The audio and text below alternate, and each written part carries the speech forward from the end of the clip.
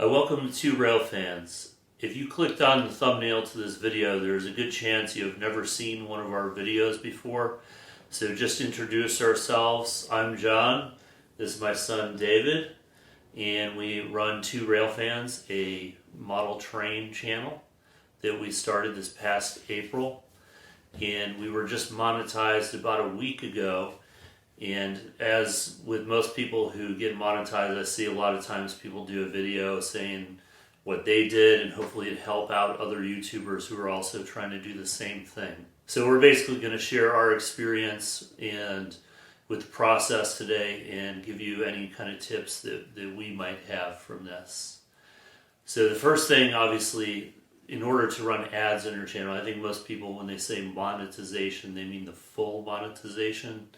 Being able to monetize the ads that are running on your channel, whether you're making money from them or not. The requirements for that are 1,000 subscribers and 4,000 watch hours. There are some other features you can unlock with 500 subscribers, 3,000 watch hours, but I think most people are really looking at the big number there for the full process. So the first thing when you're trying to get monetized, you got to figure out what is your YouTube channel. And everyone says you got to find your niche. That word is so overused it can be annoying on YouTube at times. Would you agree? I just get tired anytime you watch a video about how to do something on YouTube. I guarantee you the word niche is thrown around at least 4 or 5 times. I had said earlier we run a model train YouTube channel. It's actually model trains and trains. You'll notice we have some vintage train videos on there. We have videos of real trains or in progress HO layout train shows and so forth. I think one of the things that made us a little unique, there's some other family duos out there that we've seen. Mom and son train rail fans, shout out to them. For example, but just father and son doing this together. David, you're the one who wanted to start the YouTube channel initially, right? Yeah. And so I said, okay, well, let's do it. So it's been a project, but basically you got to figure out, okay, where you're going to do a YouTube channel. If you wanted to get monetized, you got to have some kind of goal for what your channel is going to be. The next thing that we wanted to talk about, and most of this is going to be stuff that I've done, so David has something to play with over here because this is going to be extremely boring for him, this part of it, but I did want him to be in this video, and he wanted to be in this video. The next thing I want to talk about, though, is the YouTube experts. I watched a ton of videos on how to grow a YouTube channel, how to get monetized, how to do this and that. And I will tell you that in and of itself, and I'm going to use the buzzword that drives me crazy, that in and of itself is a niche. And people make a lot of money selling quote unquote insider information or tips and tricks on how to do these things on YouTube. I will say we've experimented with some of these techniques, some of the things that people have said, and as we go through these different points, I'm going to be sure to explain what did work and didn't work, and it's probably just a case-by-case basis.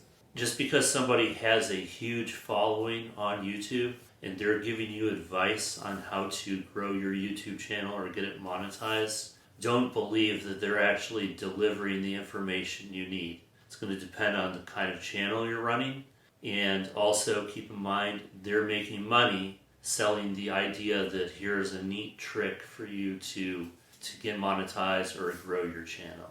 The next thing to talk about really is what do you need to get started? You don't need very much, and if you go back to our earliest videos, we basically had a cell phone and with the room lighting in a very dark room. And we're just as you grow, you realize, okay, well, I need some lighting because the lighting in this space is so dark, and you can tell even right now with the lights we have on, it's fairly dark in here, and we have a lot of lights on. So then you start to realize, well, I need to have some lighting. You don't need to spend a fortune on lighting. We are still using an iPhone with a plug-in microphone, so maybe in the future that's something we can upgrade. but I would say you need to consider lighting. And the other thing, I think a lot of times when people start a channel, they imagine, oh, I can just record a video on my phone and that's good enough. Now you really do need to learn video editing. So these are all things we're still learning, and we're not claiming to know everything about this, by the way. We're just sharing our experience and our learning process throughout this whole thing. One of the things the so-called YouTube experts always preach is thumbnail quality. And this is something we're struggling with. I wish David would take care of the editing for that because he's much better artistic-wise than I am. But we're still continuing to improve that. However, you will see people who don't even put any effort into a thumbnail get lots of views. So it's something that can help. Obviously, your goal is to get somebody's attention to watch your video, and that's something to keep in mind. Canva is what we use to create thumbnails. The next thing you'll see people preaching all the time is SEO or search engine optimization through the tags or keywords that you use in your videos. YouTube will even tell you that the tags themselves mean almost nothing. They may help with misspelled words and things like that, so we've experimented with that. The keywords, not to be confused with the tags, something you use in the title or the description, are important. However, one of the things that we've noticed as well is there are plenty of super popular videos that have no tags, don't have a long description, not a ton of keywords, yet somehow they're getting tens of thousands of views. So do them. These are things you can do to get noticed, but it doesn't mean that that's the end-all be-all to getting your video noticed. So these are all little tips and tricks that these so-called YouTube experts have said. So you can try and do these things and maybe they have a cumulative effect.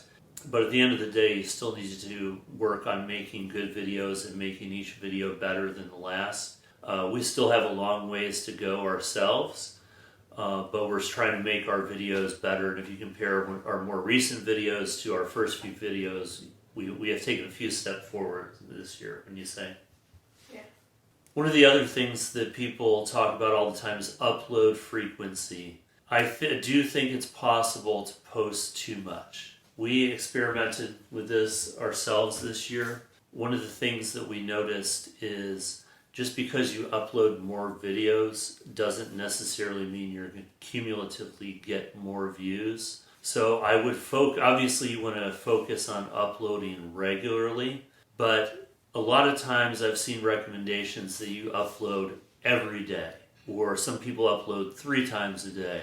And I think you can reach a point with your audience where they just get saturated with your content. So maybe just focus on uploading twice a week, maybe 3 times a week most weeks, and try and have a regular upload schedule. I'd say most of the people who watch model train videos, for example, are probably working during the day or have other things going on. So they're not going to watch 3 videos a day from one person when there's probably thousands of YouTube channels about model trains, and there's a lot of good content out there. One of the main things I see preached all the time is to upload YouTube shorts regularly. We tried that for a while.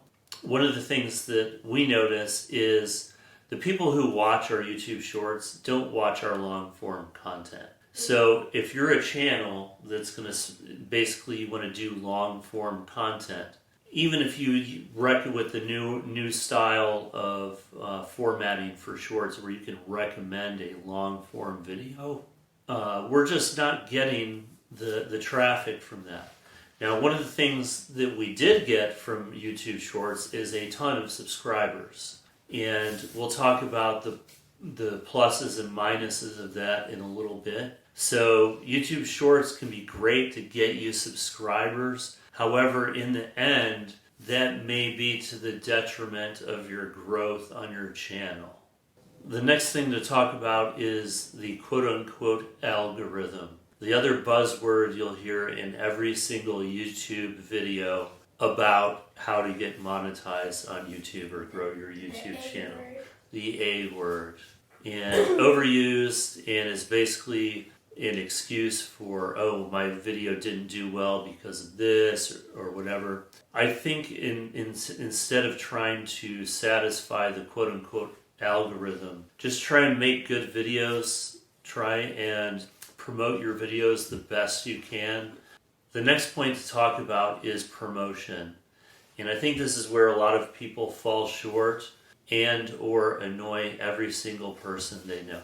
I have plenty of friends on social media that promote their small business and promote it regularly, as in multiple times per day. And I've had to turn notifications from those particular friends off because it kind of gets annoying. So when we started a YouTube channel, even though I have a fair amount of people on my Facebook page, I decided I was going to make one post about it on our personal Facebook page, and that was it. Just saying, hey, we have a channel, this is what we're doing. If you'd like to subscribe and support us, that'd be great. However, I don't want to annoy friends and family with our YouTube channel. So we have not promoted anything else on there on my personal account. There are plenty of other places that you can attempt to promote it, some of which are worthwhile and some are not. We have tried multiple places. Let's see, we do Twitter, TikTok, Instagram, Facebook, Reddit, Quora. Unless you already have a huge following on any of those sites, you're probably not going to get a lot of traffic from that because people tend to stay on the platform that they're on. So for example, if you're on TikTok, you're probably going to stay on TikTok. Even though we've uploaded videos that have gotten quite a few views on there, that hasn't translated into any traffic on our YouTube channel. So obviously our main goal is to try and promote and grow the YouTube channel. So same thing with Instagram that we found. Twitter, we've had a small amount of traffic. Reddit, we've been successful a little bit there. Facebook groups have probably been the best in terms of external traffic. So one of the things to keep in mind though, if you're promoting something in one of these groups on Facebook, if all you're doing is perceived as spamming them by posting your video links in that group, the community is going to hate you and ignore you. And it doesn't have to do just with Facebook. It would go with any group like that. Wherever you are going to promote your videos, you need to make sure you're actually a member of that community, not just spamming links to your videos. I was mentioning earlier we had gotten a lot of subscribers from YouTube Shorts. Just sometimes a ridiculous number, and it's people that don't even interact with it. I think many of them accidentally subscribed. And the problem is if they're not interacting with your long form content, when you put out a new video, it's going to kind of stall. And we've had that happen, and it's kind of frustrating. It's just something you have to work through. Here comes the word again. If your niche is one that where people on your short form are not interacting with your long form, personally, I would recommend just barely doing it. Once you've met the monetization requirements, the process is very easy, at least it was for us. Under the Earn tab, you just apply for monetization, and then the next step is to apply for an AdSense account if you don't already have one. We did not have one, so we applied for one. And then after that process is complete, they automatically start step 3, which is a review of your channel. And that manual review goes through your videos, your content, just to make sure the content is able to be monetized, and also to make sure that everything is legitimate. And once you've passed that step, you're monetized and you're ready to go. Thank you guys for watching our video. Good luck to you and your channel. And until next time, signing off.